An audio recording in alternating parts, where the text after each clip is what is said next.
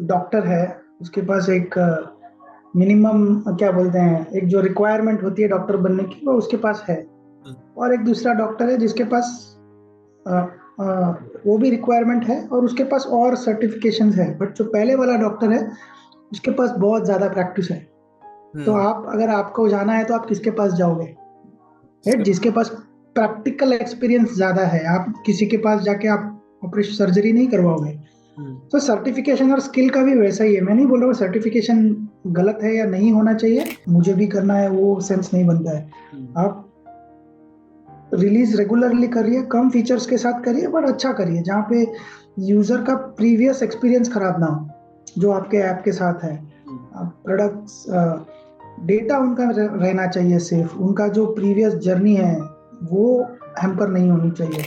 पता नहीं क्यों बट ये क्यूए फंक्शन का एक शाप बोल सकते हैं या कर्स बोल सकते हैं। हम्म, जब भी कॉस्ट कटिंग की बात आती है तो सबसे पहले पहले। क्यू क्या तलवार चलती है क्यूए पे। Hmm, so it has to, I mean it has to be balanced. आप अगर आपको अच्छा पैकेज मिल रहा है, आप अच्छा स्किल्स है तो आप डिजर्व करते हैं, आप ले लीजिए। आज के टाइम पे अगर मैं स्टार्टअप्स की बात करूं, मैं बिग ऑर्गेनाइजेशन की बात नहीं करता। आज के टाइम पे टेस्टिंग स्टार्टअप्स ग्रो इसलिए हो रहे हैं क्योंकि उनमें शायद सर मैडम का कल्चर नहीं है। सो आपके ऊपर इसका क्या परसेप्शन है? क्योंकि ये एक कभी भी, जैसे फॉर एग्जांपल मैं आप इस क्वेश्चन को थोड़ा और क्लैरिटी में आपको बता देता हूँ फॉर बेस्ट रेफरेंस।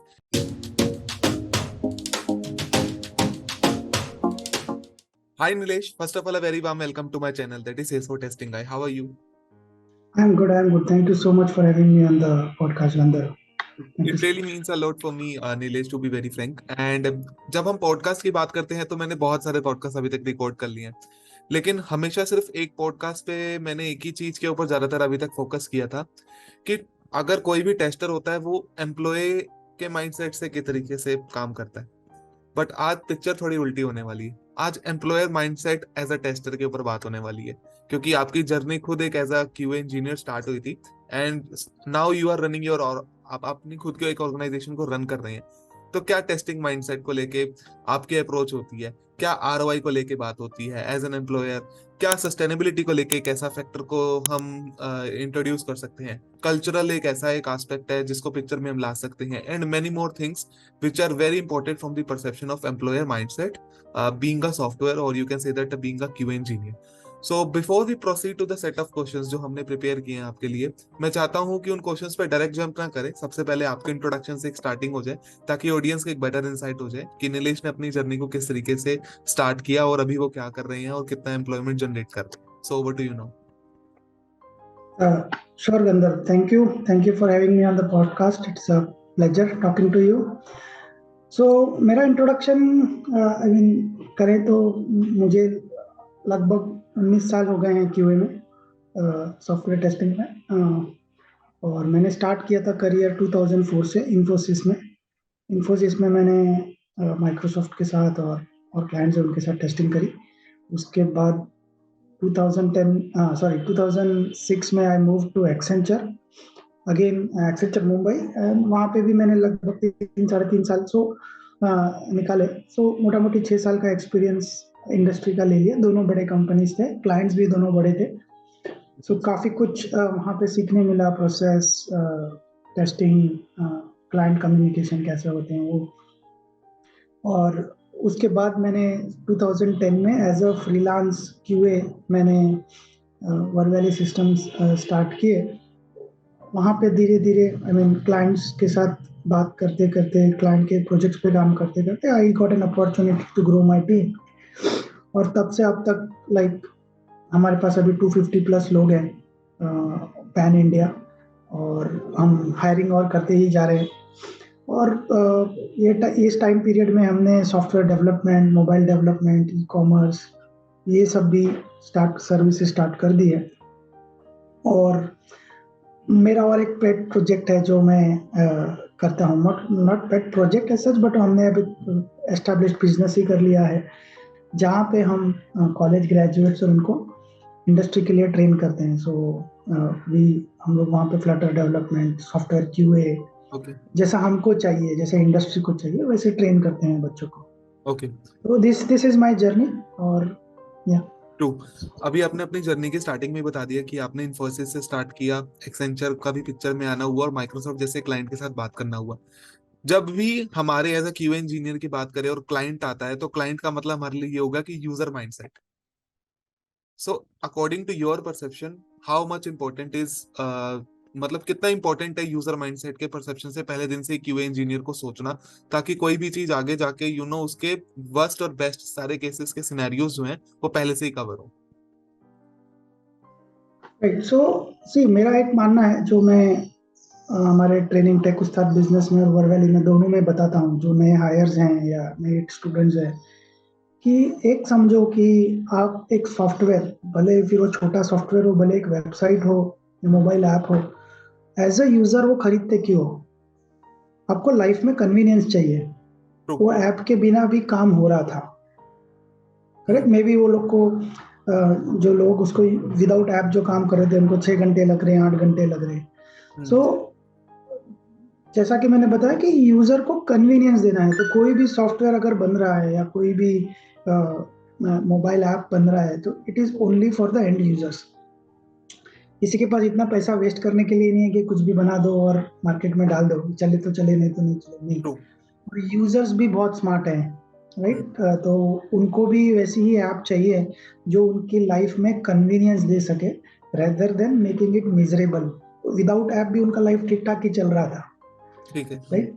ऐप 6 घंटे का काम अगर 3 घंटे में कर रहा है, 4 घंटे में कर रहा है, तो उस माइंडसेट में उतरना बहुत जरूरी है कि यूजर को क्या चाहिए ये ऐप से। हम्म। और अगेन हर ऐप का यूजर अलग होगा, कोई B2B होगा, कोई B2C, बट जब आप टेस्टिंग करते हो तो कि मेरा यूजर कौन है, ये ऐप यूज करने वाला, वो उसको किस तरह से यूज करेगा, हम्म। कब कब यूज करेगा, कितना यूज करेगा, इसके ऊपर ही उसका बिजनेस डिपेंडेंट है, या सिर्फ एक सप्लीमेंट्री ऐप है जो उसका बिजनेस में थोड़ा बहुत हेल्प करेगी, यस। या उसका बिजनेस मेन। सो आपको यूजर पर्सोनास बनाना जरूरी है कि एक यूजर पर्टिकुलर ऐप कैसे यूज करेगा।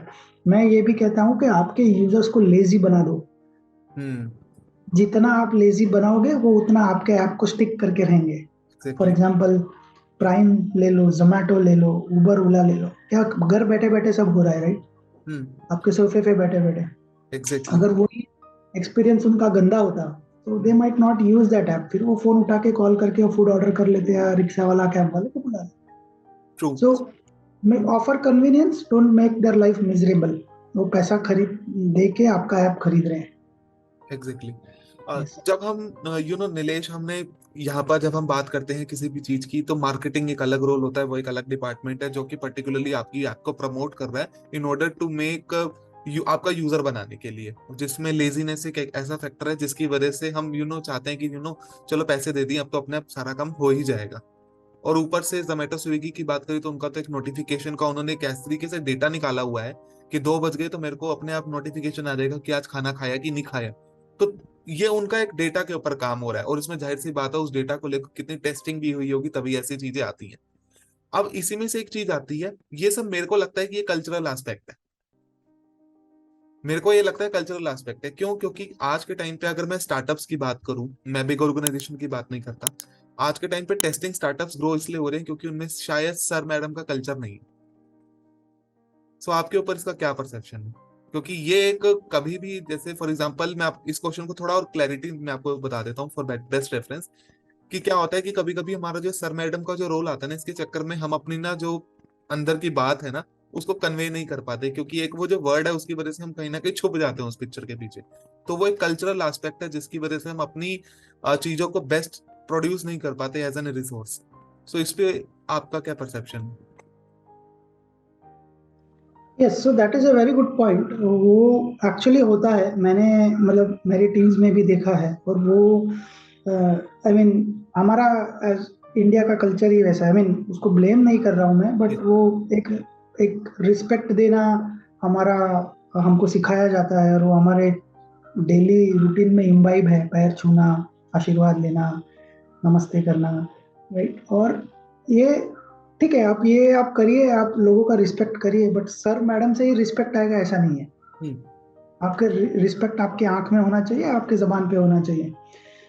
ये कल्चर से होगा क्या है ना कि एक ऑटोमेटिक एक डिस्टेंस क्रिएट हो जाता है, और एक हमारे जूनियर या लोअर लेवल एक्सपीरियंस में जो एम्प्लॉयज या कैंडिडेट्स हैं, उनको लगता है कि यार मैं तो बहुत नया हूँ यहाँ पे, या मैं बहुत जूनियर हूँ, मेरे पास इतना मैं इनको क्रॉस कैसे कर सकता हूँ, मैं इनके साथ डिसएग्री कैसे कर सकता हूँ। सो वो नहीं चलता है। जब आप क्लाइंट कॉल्स में जाते हो, यूएस के क्लाइंट्स ले लो या यूके के क्लाइंट्स ले लो, दे डोंट बॉदर कि मैं किससे बात कर रहा हूँ। उनको चाहिए कि आप या तो आप एक प्रोडक्टिव डिस्कशन में पार्टिसिपेट हो जाओ, या आप डिसएग्री करो विद जस्टिफाइबल फैक्ट्स, डेटा, कि ये ऐसा नहीं होना चाहिए, ये ऐसा ही होना चाहिए, मुझे ऐसा लगता है, इतना मैंने ऐप टेस्ट किया, यूज किया, उस हिसाब से आई थिंक कि ये चीज, मतलब you have to agree to disagree basically. जरूरी नहीं है आप हर चीज के लिए यस यस बोले। आप डिसएग्री कर सकते हैं। डिसएग्री करना बोले तो झगड़ा करना नहीं है, पहली बात तो exactly. It is very politely आप एक तरीके से आप उनसे बात करिए। और आप क्या होता है ना कि वो कल्चर की वजह से कम्युनिकेशन ही नहीं होता है बहुत बार, और हमारे लोग एक्सेप्ट कर लेते हैं यस यस यस बोल के, विच इज वेरी डेंजरस। कि आप, और फिर वहाँ का कल्चर कैसा है कि किसी ने यस बोला है, कि मतलब एक साइलेंस भी रखा है तो भी वो मान जाएंगे कि हाँ ओके ये हो जाएगा। से वो एक रॉन्ग एक्सपेक्टेशन सेट हो जाती है, जी। राइट। तो अगर आपको यस बोलना है तो आप यस बोलिए, अगर आपको कुछ तकलीफ है तो आप वही कॉल में या ईमेल पे आप क्लेरिफाई करिए कि भाई ये प्रॉब्लम है। तो वो कल्चर डेफिनेटली होना चाहिए कि, और क्यों ऐसा है ना कि आप एंड यूजर्स के लिए काम कर रहे हो, आप क्लाइंट के लिए काम मत करो, आप कंपनी के लिए काम मत करो, आपका जो एंड यूजर है उसके लिए काम करो। तो अगर आप उसके लिए जस्टिस नहीं दे पा रहे हैं तो आप उनके वकील हो बेसिकली, यस। राइट। अगर आप उनका उनका पक्ष नहीं रख पा रहे हो प्रॉपरली, तो फिर आपका टेस्टिंग किस काम का। It is not just test steps लिख लिए, बग रिपोर्ट कर दिया और हो गया। नहीं, आपको उनके कन्वीनियंस का, उनके वो ऐप के यूजर फ्रेंडलीनेस का, यूएक्स का भी ध्यान रखना है, जी। तब जाके एक अच्छा प्रोडक्ट यूजर के हाथ में आएगा, right. So culture plays a very important role. आप अजम्पशंस के अंडर टेस्ट नहीं कर सकते हो अगर आपके पास इनकम्प्लीट इंफॉर्मेशन है। फिर ऐसा लगता है कि अरे यार ऐसा सवाल पूछूं कि नहीं पूछूं, विल आई लुक स्टूपिड, मैं ऐसा पूछना चाहिए कि नहीं चाहिए। सो उस चीज में क्या होता है, लोग अजम्पशंस, हाँ ये तो ऐसे ही चलता होगा, शायद से ऐसा चलता होगा, शायद से ऐसा बिहेव करेगा। उस केस में फिर वो डिजास्टर होता है।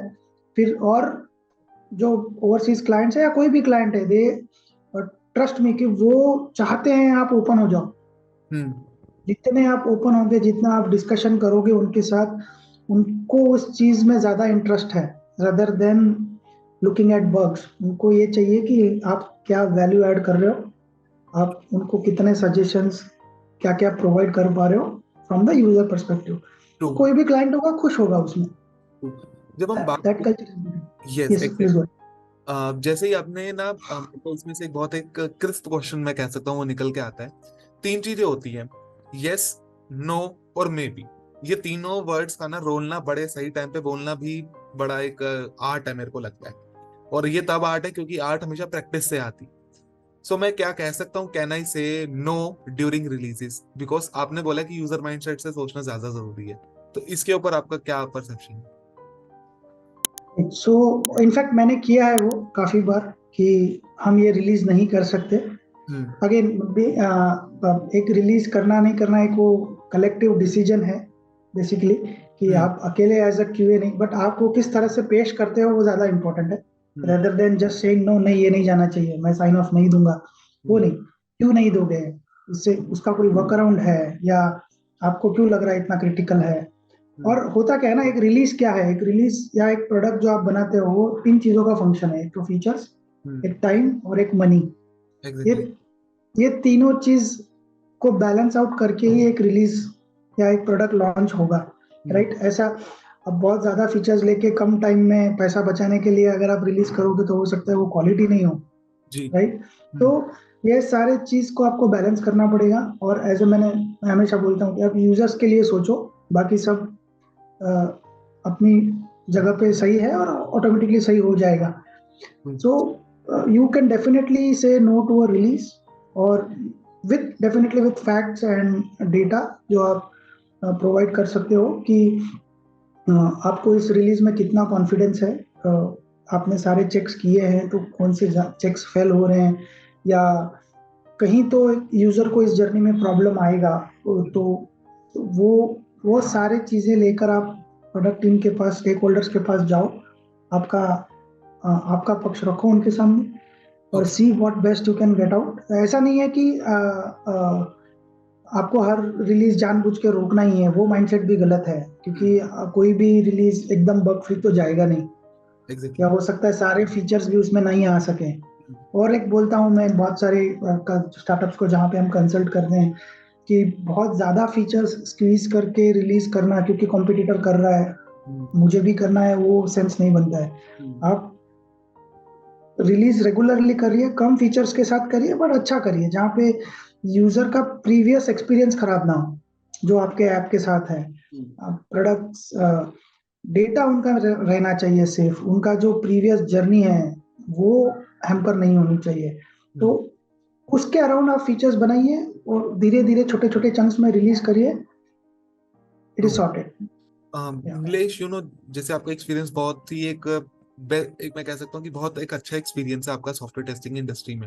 आपने सर्विस बेस के साथ भी काम कर लिया एंड प्रोडक्ट बेस्ड क्लाइंट के साथ भी काम कर लिया, एंड आप अपनी करंट कंपनी खुद की एक कोर टेस्टिंग ऑर्गेनाइजेशन भी रन कर रही है। सो मेरा बहुत सिंपल सवाल है, फ्रॉम द परसेप्शन ऑफ उन सॉफ्टवेयर टेस्टर्स को जिनको ये लगता है कि को टेस्टिंग ऑर्गेनाइजेशंस की अप्रोच क्या है टेस्टिंग को लेके, जो सिर्फ टेस्टिंग में ही फोकस करती हैं अपना। एक तो होता है कुछ कंपनीज डेवलपमेंट करती है और उनके साथ क्यूए को साथ रख के रिलीज करती हैं, बट कुछ कंपनीज जो डेडिकेटली टेस्टिंग करती हैं जैसे आपकी ऑर्गेनाइजेशन, तो वो किस तरीके से उनका माइंडसेट होता है, क्या उनकी अप्रोच होती है, क्या उनकी अप्रोच में कोई डिफरेंशिएशन होता है कि क्या होता है? सी टेस्टिंग एज अ फंक्शन बहुत ज्यादा डिफर नहीं करेगा, because service product company versus service company, because eventually service companies में वो प्रोडक्ट ही टेस्ट हो रहा है, यस। करेक्ट। तो बहुत ज्यादा डिफरेंस नहीं आएगा, बट सर्विस कंपनी में ऐसा है ना कि जैसे हम लोग वर्वैली में करते हैं कि अलग अलग प्रोजेक्ट टीम्स के लर्निंग्स शेयर करते हैं। I mean we don't share the product feature या प्रोडक्ट डेमो, ऐसा नहीं करते, बट लेट से कुछ नया लर्निंग सीखने मिला है एक प्रोजेक्ट से, तो वो दूसरे प्रोजेक्ट, मतलब एक फ्राइडेज को हमारा एक सेशन होता है जहाँ पे क्रॉस लर्निंग होती है, क्रॉस प्रोजेक्ट्स लर्निंग। तो you get more exposure to different testing scenarios, strategies, test plans, test functions etcetera. और आपको वो सेम चीजें आपके प्रोजेक्ट में भी आप इम्प्लीमेंट कर सको, वो एक अपॉर्चुनिटी मिलती है। So that is, I feel that एक सर्विस टेस्टिंग एजेंसी में वो एक प्लस आपको डोमेन एक्सपीरियंस बहुत मिलता है। प्रोडक्ट में आप स्पेसिफिक डोमेन में रहेंगे, सर्विस में आप मल्टीपल डोमेन्स में टीम्स काम कर रही है, राइट। तो आज हमारे पास अप्रोक्सीमेटली 18 to 20 डोमेन्स में प्रोजेक्ट्स चल रहे हैं। तो उस चीज में क्या है ना, you get that opportunity to learn domain also, you learn different testing methods, ways also in a service company. तो वो एक बहुत यह होता है, एक स्पेशल फीचर है ऑफ सर्विस कंपनी। ट्रू।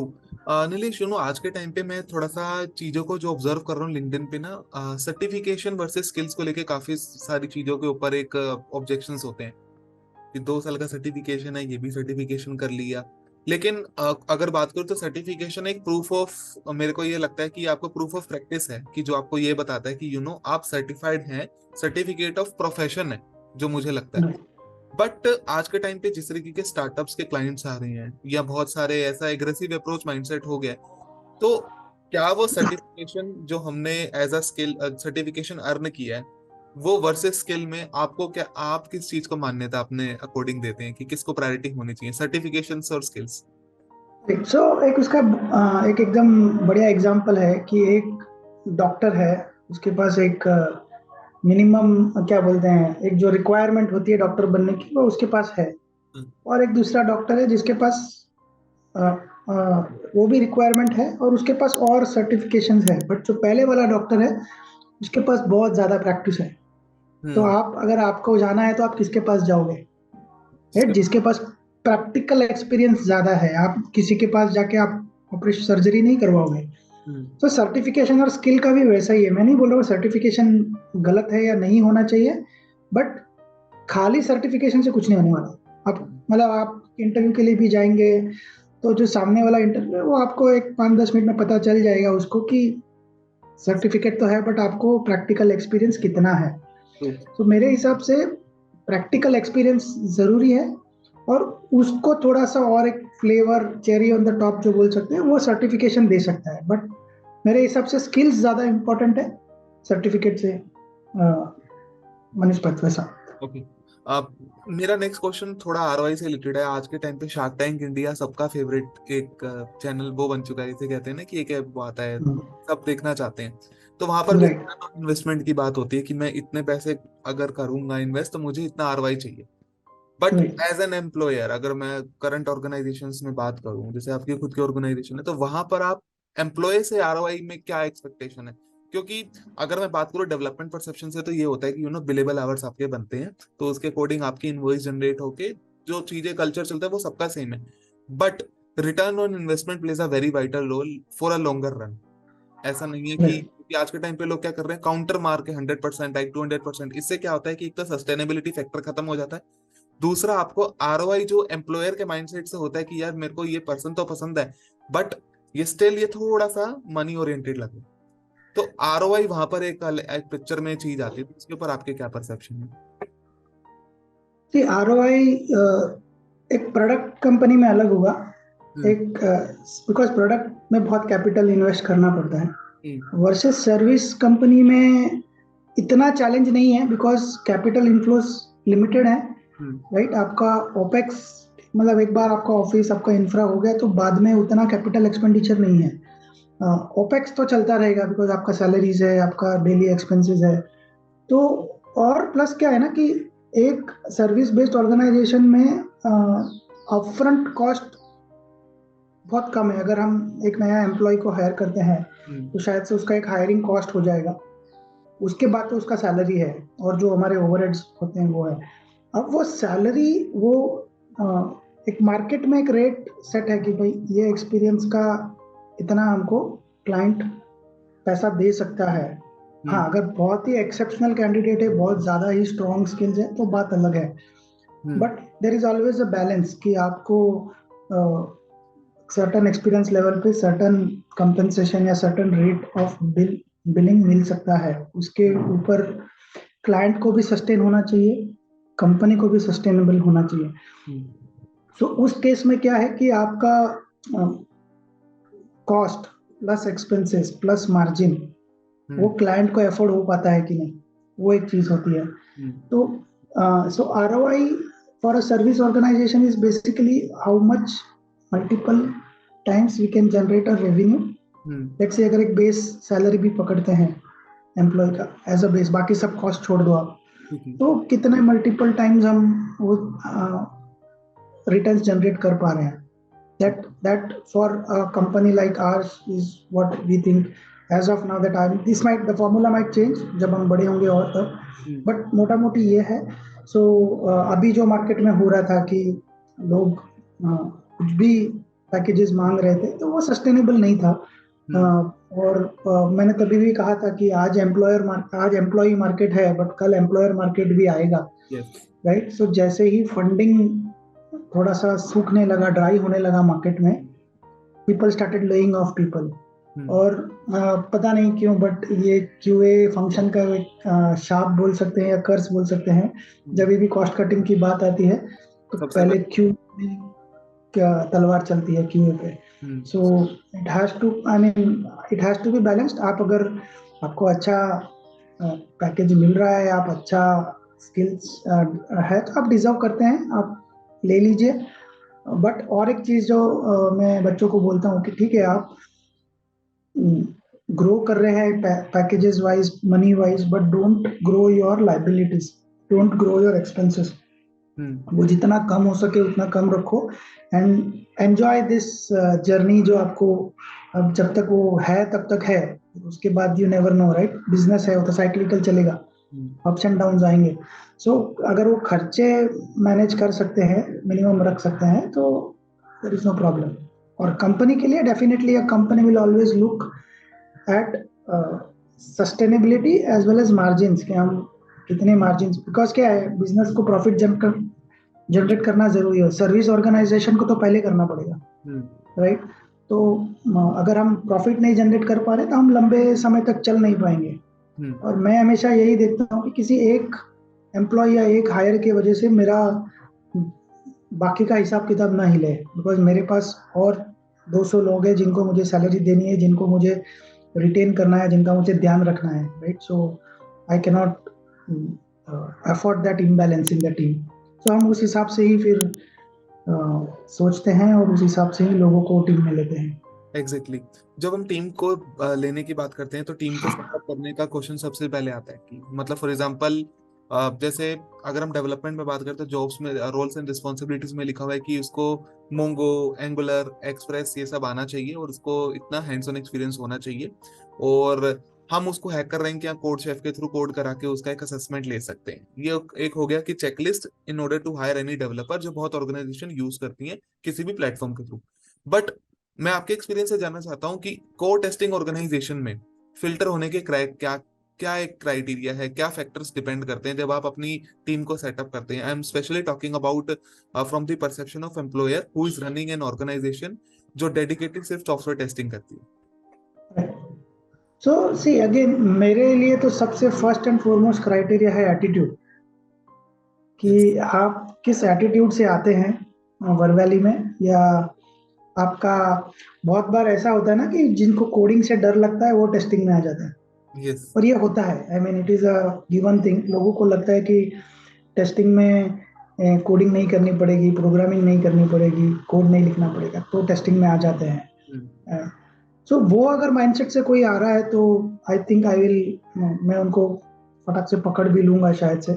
ठीक है। एटीट्यूड मेरे लिए बहुत इंपॉर्टेंट है, कि आपके पास वो टेस्टिंग माइंडसेट है, आपको टेस्टिंग का पैशन है कि नहीं है, वो एक जरूरी है। या फिर आप फोर्स्ड टेस्टर है, जो डर के या जो नहीं समझ में आ रहा था इसके लिए आए हैं और कोई ऑप्शन नहीं है इसके लिए आए हैं, right? वो एक चीज है। सेकेंड इज उनको हंगर कितना है लर्न करने का। ओके। पिछले, सो आई ऑलवेज आस्क कि आपने पिछले 3 महीने 6 महीने में क्या सीखा है नया, और अगले 6 महीने का क्या नया सीखने का प्लान है, right. But public will come with, मतलब हर, मतलब कुछ भी आंसर्स लेके आ जाते हैं, बट फिर वो आपके कम्युनिकेशन में दिखता है कि आपने एक्चुअली कुछ किया है कि नहीं किया है, सिर्फ बोलने के लिए बोल रहे हैं। तो that is another thing. Plus हमारे पास एक लिस्ट ऑफ, मतलब अगर हम एक्सपीरियंस कैंडिडेट ले रहे हैं तो हमारे पास डेफिनेटली सेट ऑफ टेस्ट्स हैं टेस्टिंग को लेकर, टेस्टिंग मेथोडोलॉजीज हो गया, या टेस्टिंग नोमेनक्लेचर को लेकर। फिर हमारे पास टूल्स का एक्सपीरियंस है, हैंड्स ऑन कितना है। काफ़ी बार ये भी होता है कि कैंडिडेट, हम चाह रहे हैं 3 से 4 साल एक्सपीरियंस वाला कैंडिडेट, फ्रेशर भी अप्लाई कर रहे हैं, वो मत करो। उधर हमारे पास टाइम नहीं है कंपनीज के पास कि 100 प्रोफाइल आए तो 100 के 100 को स्क्रीन करो और उसमें से एक्सेप्ट रिजेक्ट करो। आप पहले जॉब डिस्क्रिप्शन पढ़िए, उसमें क्या क्राइटेरिया दिया है, आप उसमें फिट हो रहे हो कि नहीं हो रहे हो। हर जॉब दिख गई इसके लिए अप्लाई करना कोई ज़रूरी नहीं है, राइट। बिकॉज वो इवेंचुअली क्या होता है, आप ऐसा फ्लड करोगे, स्पैम करोगे, तो वो आपका प्रोफाइल रिजेक्ट ही होते रहेगा, फिर वो यू लूज कॉन्फिडेंस। सो आप जेडी पढ़िए और आपको लगता है कि आप फिट हैं तो अप्लाई करिए। और प्लस अभी मेरे पास तो honestly I don't tech technical rounds. मेरे पास वही, मैं जैसे बोलता हूँ, खाली एक इन पर्सन राउंड होता है जो, जिसमें हम एटीट्यूड्स और ये सब थोड़ा सा बिहेवियरल स्किल्स देखते हैं। और एक लास्ट पॉइंट मैं जो सोचता हूँ, कि मैं इसको हायर करूंगा तो मुझे इसके साथ काम करने में मजा आएगा कि नहीं आएगा, राइट। वो तो हमको सिलेक्ट करे ना करे उसके पास है, but should I be happy, will I be happy working with this person. Yes, अगर वो एक स्पेसिफिक वाइब लेके आता है कंपनी में, थोड़ा सा हैपनिंग है, थोड़ा सा डायनामिक है, तो ऐसे लोगों को टीम में रखने से टीम का एटमॉस्फेयर, ऑफिस का एटमॉस्फेयर भी चेंज होता है। कल्चर में, कल्चर फिट होना चाहिए बेसिकली, राइट। तो वो भी एक मजा आता है। प्लस और एक छोटा सा फैक्टर है, but I should tell this, is basically एक हाइजीन फैक्टर भी होना चाहिए। मतलब अभी तो हम लोग ऑनलाइन की दुनिया में हैं, बट जब इन पर्सन ऑफिस में जाते हैं हम लोग फिजिकली ऑफिस में, तो आप, you should be well groomed, you should be well well dressed, you should smell good, right. Hygienic आप हो तो पीपल विल मतलब आपके पास बैठ के काम करने में उनको भी मजा आएगा, अदरवाइज पीपल विल। सो वो भी एक छोटा सा नहीं बोल सकते, but it is one of the factors that I also look कि whether this my team will enjoy और I will enjoy working with this person, true. Right? You So yeah, because a single wrong recruit can spoil yes a lot of things at the company.